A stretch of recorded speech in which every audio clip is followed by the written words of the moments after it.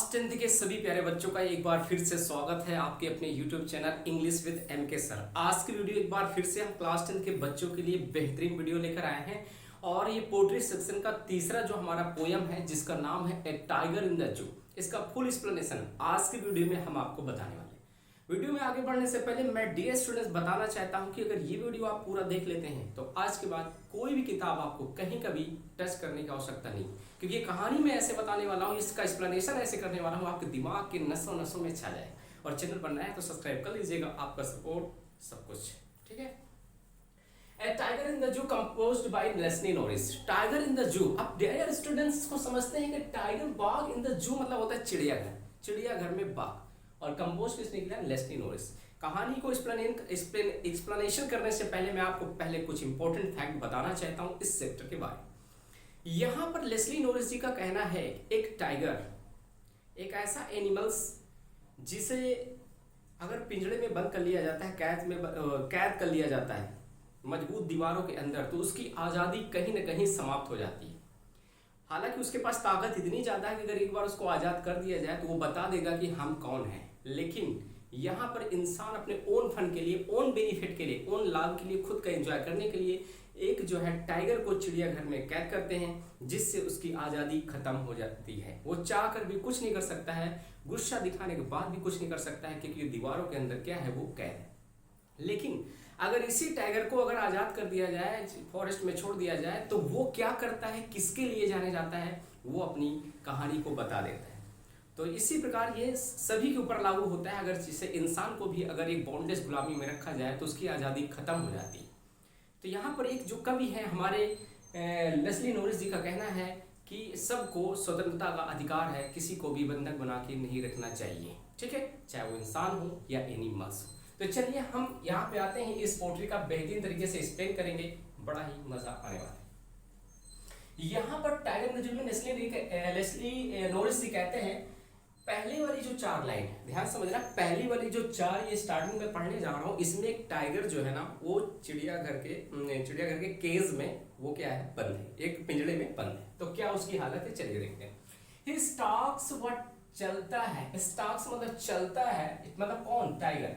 Tiger चलता है इन vivid strips, vivid मतलब होता है चमकीले, स्ट्रिप्स मतलब होता है धारियां, विविड मतलब चमकीले, स्ट्रिप्स मतलब धारियां। वह चमकीली धारियों के साथ चलता है। द फ्यू स्टेप्स, कुछ कदम आगे बढ़ता है, ऑफ स्केन्स, अपने उस पिंजड़े में, अपने उस पिंजड़े में चमकीली धारियां लेकर टाइगर कुछ कदम आगे बढ़ता है।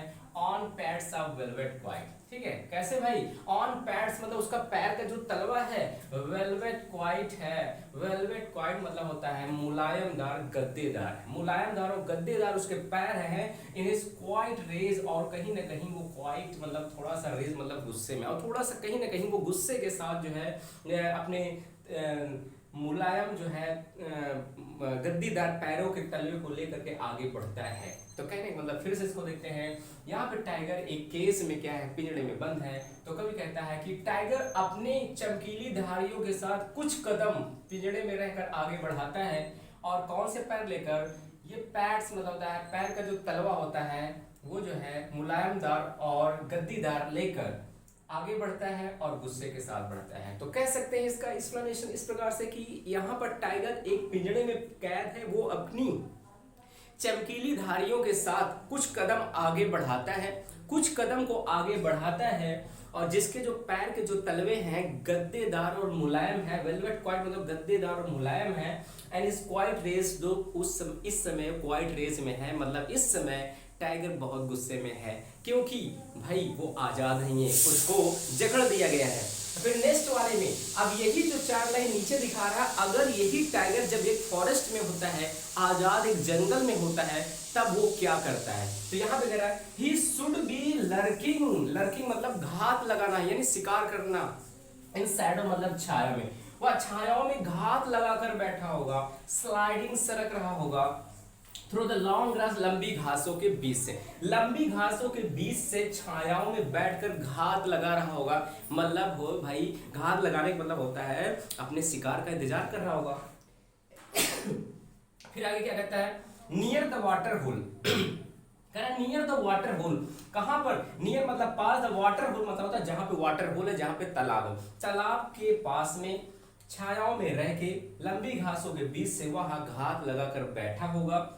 वेयर प्लम्प डियर पास, जहां पर प्लम्प मतलब होता है मोटे ताजे, डियर पास मतलब होता है हिरन गुजरते हैं, जहां से मोटे ताजे हिरन गुजरते हैं वहीं पर वो बैठा होगा घात लगाने के लिए और शिकार करने के लिए। तो इन 4 लाइन से क्या पता चला कि अगर टाइगर एक स्वतंत्र है, आजाद है, फॉरेस्ट में है, तो किसके लिए जाना जाता है, शिकार करने के लिए जाना जाता है। लेकिन यही 4 लाइन में क्या है, वो कैद है, तो उसकी हालत कुछ और है। फिर से देख लेते हैं, यहाँ पे क्या होगा, टाइगर जो बाघ है अपनी चमकीली धारियों को लेकर कुछ कदम पिंजड़े के अंदर बढ़ाता है और अपने रौबदार यानी कि अपने जो पैर के तलवे मुलायमदार गद्दीदार लेकर के आगे बढ़ता है, लेकिन वह थोड़ा सा कहीं ना कहीं गुस्से में है। फिर इसमें कहा he should be lurking in shadow, वह अब जब यही टाइगर जब फॉरेस्ट में चला जाता है, कर रहा है कि he should be lurking in shadow, वह छाया में घात लगा के बैठा होगा, स्लाइडिंग थ्रू लॉन्ग, लंबी घासों के बीच से सरक रहा होगा, लंबी घासों के बीच से सरक रहा होगा, छाया में रह के घात लगा के बैठा होगा, नियर द वाटर होल, कहां पर, उस तालाब के पास में बैठा होगा, वेयर प्लम्प डियर पास, जहां पे मोटे ताजे हिरन गुजरते हैं। तो इस तरीके से इस 2 स्टेंजा का स्पेन हो जाता है। अब हम चलते हैं तीसरे स्टेंजा की तरफ।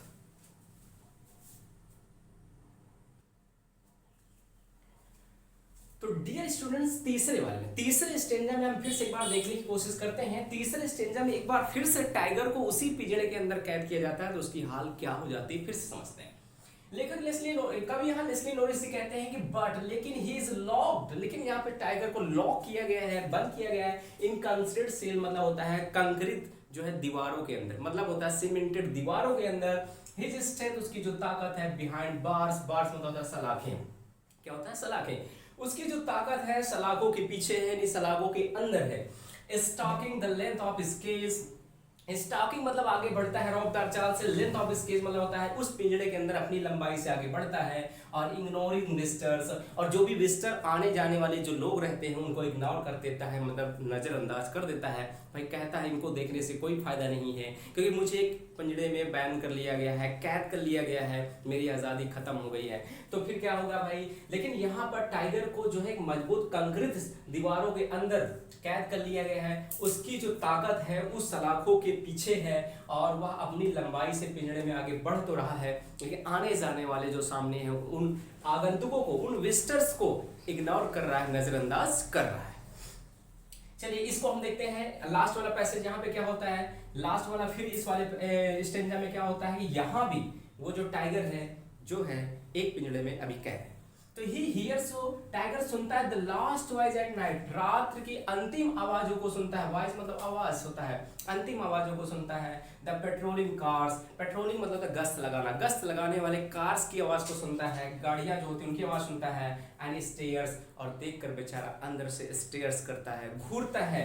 With his brilliant eyes, brilliant eyes मतलब होता है चमकदार आंखों को लेकर, चमकदार आंखों से, एंड द ब्रिलियंट स्टार्स, अपनी चमकदार आंखों को लेकर के, एंड द ब्रिलियंट स्टार्स, और चमकदार तारों को घूर कर देखता है, अपनी चमकदार आंखों को लेकर चमकते तारों को देखता है, और वो पेट्रोलिंग यानी गश्त लगाने वाले लोगों को क्या करता है, वो घूरता है, उनकी आवाजों को सुनता है। तो फिर से सुन लेंगे एक बार, तो यहाँ पे क्या मजबूत दीवारों के अंदर वो क्या है, कैद है, उसकी जो ताकत है सलाखों के पीछे है, और वह अपने रौबदार चाल से तो चलता है, लेकिन वह आने वाले आगंतुकों को इग्नोर कर देता है, नजरअंदाज कर देता है। हिलियस, और रात्र में उसको पेट्रोलिंग कार्स, गश्त लगाने वाले गाड़ियों की आवाज सुनाई देती है, वह केवल घूरता है, वह उनको केवल घूरता है, अपनी चमकदार आंखों को लेकर के चमकदार तारों को घूरता है, और आगंतुकों को देखने की कोशिश नहीं करता है, क्योंकि जानता है कि इस समय मेरी हालत खराब है, मुझे कैद किया गया है एक पिंजड़े के अंदर। तो डियर स्टूडेंट्स, इस पोट्री से हमें क्या सीख मिलती है कि लेस्ली नॉरिस का मेन थीम ये है, उनका कहना है कि किसी भी एनिमल्स को अगर आप बॉन्डेज गुलामी में बना लेते हैं तो उसकी जो आज़ादी है वहाँ पे ख़त्म हो जाती है। इंसान अपने ओन फन के लिए, ओन मनोरंजन के लिए, ओन लाभ के लिए ऐसे जानवरों को क्या करते हैं, कैद करते हैं, जिससे उनकी आज़ादी खत्म हो जाती है। ऐसे जानवर कुछ चाहकर भी नहीं कर पाते। इसी तरह इंसानों के साथ भी लागू होता है। अगर इनको स्वतंत्र ना किया जाए तो इनका टैलेंट, इनका जो ज्ञान है ये कभी आगे निकल के नहीं आएगा। तो उम्मीद करते हैं वीडियो अच्छा लगा होगा। अच्छा लगा तो प्यारा सब्सक्राइब करिएगा और चैनल को लाइक करिएगा, और जितने फ्रेंड्स उनको शेयर जरूर करिए।